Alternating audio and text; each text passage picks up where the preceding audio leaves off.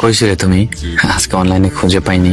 আজকে কলেজে গিয়েছিলাম, সব ঘন্টাগুলো করে তামান্নাদের বাসায় গিয়েছিলাম। তামান্না আপু আজকে কলেজে গেছে? একসাথেই তো গেলাম।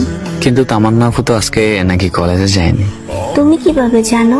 না, ওনারা বলছিলাম যে তুমি কই, তোমার খবর নাই সারাদিন ধরে। চিন্তা হচ্ছিল, পরে বললো ভাইয়া আমি তো কলেজ যাইনি, সঠিক বলতে পারবো না।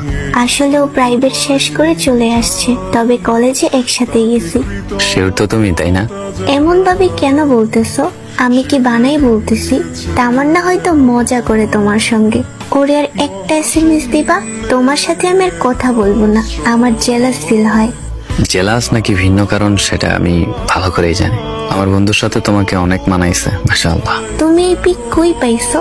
পাই না কোথাও, তোমার বয়ফ্রেন্ড দিছে, মানে আমগো ভাবিরে দেখাইলো। এই হচ্ছে তোমার কলেজ। আমার বন্ধু জানতো না যে তুমি আমার চেফ, কখনো বলিনি ওদের। কিন্তু তুমি তো নাজমুলরে ভালো করে চিনতে, জানতে আমরা কত ভালো বন্ধু। কি প্রয়োজন ছিল এভাবে ঠকানোর?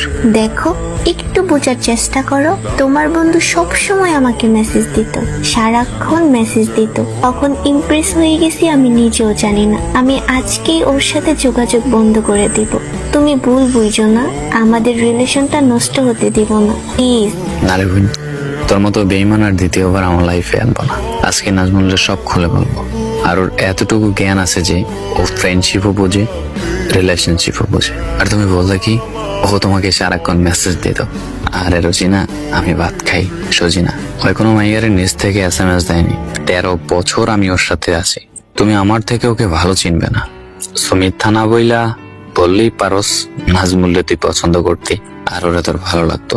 দেখো, এইবার ভুলটা ক্ষমা করে দাও, কথা দিচ্ছি কখনো আর এমন করব না, প্লিজ। জি না, আবার পারবো না। আল্লাহ হাফেজ।